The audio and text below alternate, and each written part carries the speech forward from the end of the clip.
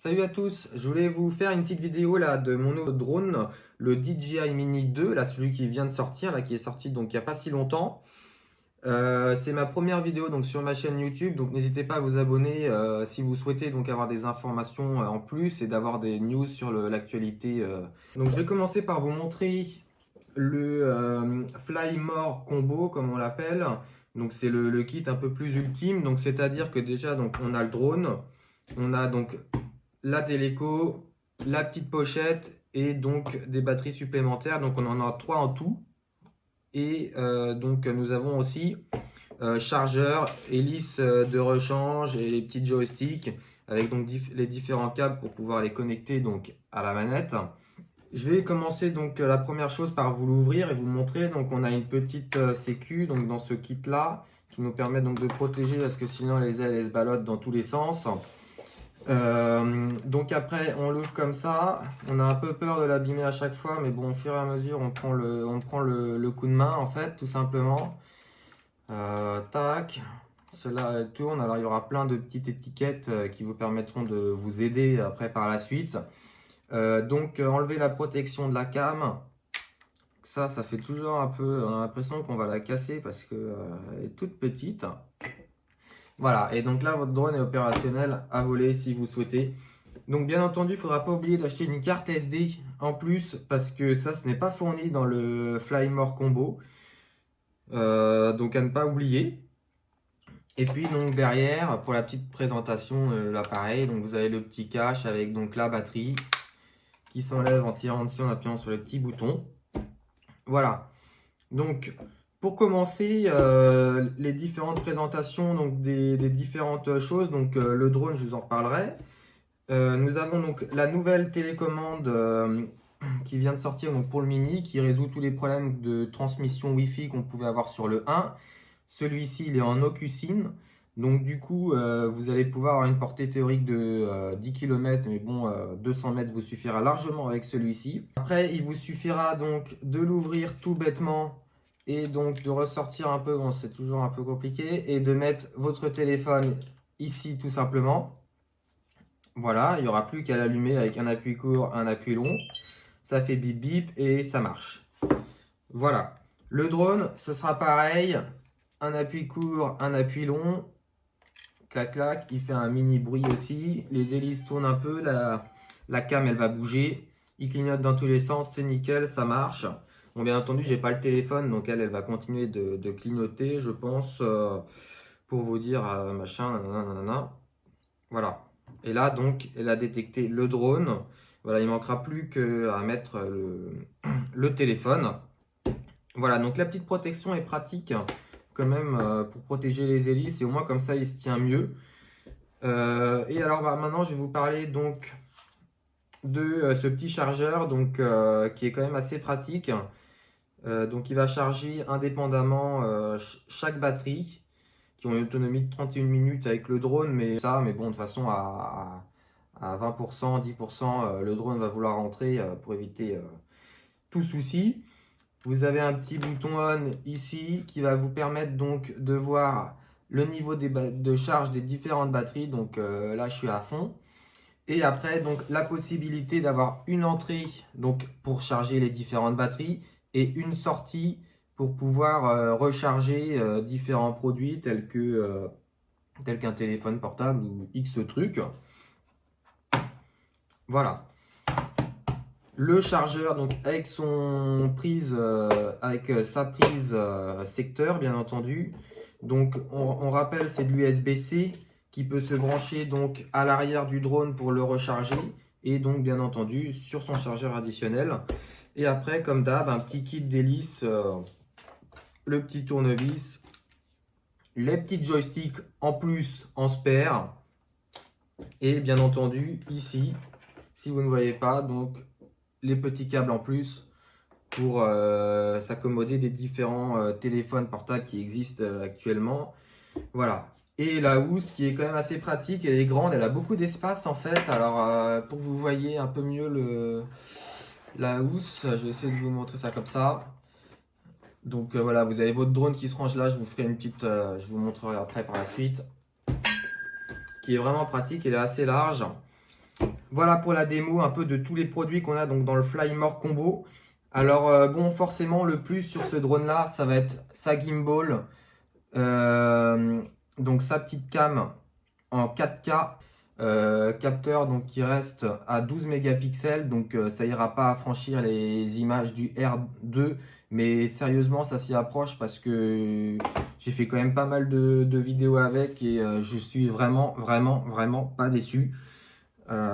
Pour le prix, pour la taille de l'engin, sérieusement, on n'est pas à plaindre niveau qualité et stabilisation aussi, parce qu'il faut le rappeler que quand même, quand il est en l'air, il a envie de bouger, il a envie de partir dans tous les sens, et niveau stabilisation, il est carré. Quand on regarde, qu'on le fait voler, hein, j'ai tout simplement essayé de le faire voler et de regarder s'il bougeait, si quand on regarde donc dans son preview de téléphone, s'il bouge d'un coin à l'autre, on ne le voit pas du tout. Autre test que j'ai pu faire sur la stabilisation, j'ai essayé donc de le faire voler d'un point à monter et de redescendre, juste monter, descendre à 120 mètres et aucun souci là-dessus, il redescendait exactement là où il est monté, donc pour vous dire. Après, j'ai pas fait un test poussé avec du vent et différents problèmes de météo. Euh, donc pour l'autre amélioration, donc forcément, c'est la téléco. Elle est plus grande, ça c'est le petit défaut, mais par contre la prise en main, sérieusement, ça n'a rien à voir.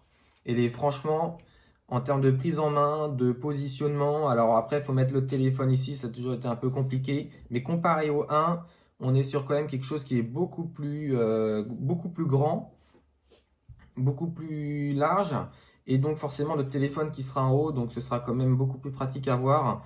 Maintenant, voilà, la seule critique que je peux lui faire, mais bon, c'est une critique avec une chose positive, c'est vrai que du coup, elle est beaucoup plus grande si vous regardez par rapport au drone quand il est plié. Euh, on est quand même sur un produit qui est beaucoup plus large. Maintenant, on a l'Ocussing, on a un bon niveau de batterie dessus et surtout une bonne prise en main pour pouvoir utiliser le drone. Donc, c'est un mal pour un bien. Franchement, il y a plus de bien que de mal. Franchement, c'est une réussite là-dessus. Donc, merci DJI. Donc en fait, à partir du moment où vous le recevez, vous avez plein d'étiquettes à enlever. Après, je vous conseillerais de le recharger. Alors je ne sais pas si celui-ci avait le souci de d'autres qu'il fallait le recharger pour débloquer les batteries, le mettre directement, mettre la batterie dans le drone et ne pas utiliser donc le chargeur additionnel. Moi, j'ai préféré donc pour la première fois mettre les batteries dedans et le mettre à charger dans le drone directement pour les 3 batteries que j'avais. Je vous conseille quand même de le faire par défaut, sinon vous vous renseignez bien sur internet avant de faire la connerie. Voilà, niveau batterie, faut penser que les batteries, vu qu'elles sont intelligentes, faut penser aussi à les mettre à jour. Là, j'ai eu une mise à jour il n'y a pas si longtemps, donc faut mettre la batterie dans le drone, mettre le téléphone donc sur sa téléco et directement via l'application faire la mise à jour. C'est très simple, ça ne demande pas si longtemps, hein, 1 minute à peu près. Voilà, bon, le faites pas dans la nature, sinon ça va être relou. Voilà. Donc pour ce qui est vraiment de la partie donc, physique du drone, alors bon, ça change pas beaucoup du 1, il fait 249 grammes. En termes de physique, je crois mis à part les LED qui changent un peu et donc la face avant, là, il n'y a pas de grand changement au niveau dimension. Vous verrez donc que vous avez 2 boutons, donc l'appui pour allumer et ce bouton là qui permet de resynchroniser donc avec la télécommande. Donc la prise pour la carte SD et donc la prise pour l'USB pour le recharger. Il faudra donc s'enregistrer quand même sur Alpha Tango parce que bon effectivement il fait moins de 800 grammes, mais par contre il possède quand même une caméra, donc ayant un capteur il est obligé d'être enregistré. Donc il faudra s'enregistrer soi-même en tant que pilote sur le site Alpha Tango. Il faudra aussi donc enregistrer le drone et suivre la formation qui est gratuite, que vous pouvez refaire et refaire 5-10 fois si vous souhaitez. Bon, c'est chiant, mais pour la refermeture, c'est la même chose, mais dans le sens inverse. Hop, on tourne. 1, 2. Bon, je vous conseille de ne pas faire comme moi, d'abord de protéger la cam et surtout de l'éteindre. Voilà, je vous montre exactement ce qu'il ne faut pas faire, comme ça vous saurez. Hop, pour fermer, tac, Et du coup, vous faites pas comme moi, vous fermez la cam direct. Alors là, c'est le petit point, je trouve qu'il est vraiment sensible vu qu'elle doit être stabilisée. Alors du coup, on a toujours un peu peur de le casser. Alors j'essaie de le faire en vous montrant. Alors c'est pas simple. Parce qu'en fait, vu qu'elle est stabilisée, en fait, c'est pas nécessairement toujours très simple. On a toujours peur de la casser. Voilà. Voilà. Donc après, on referme tout simplement avec le bordel. Donc si vous voulez une petite astuce, moi je le mets de ce sens-là. Comme ça, les ailes sont prises par les lois de la gravité. Après, avec le doigt comme ça, tac, tac, tac, tac.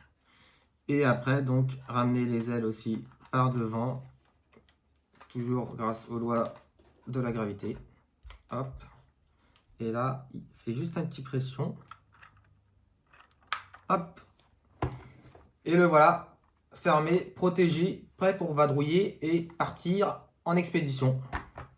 Voilà. Après, un appui court, un appui long pour éteindre. Le petit machin comme ça. Clac, clac. On peut dévisser donc les petits joysticks. Hop. Qui vont se ranger ici. Et voilà. Ça c'est rangé. Et après, donc forcément, les batteries qui s'enlèveront donc en un clic. C'est un peu difficile des fois à enlever au début, mais on prend le rythme après. Donc tout simplement dans sa housse, tac, super pratique. Hop,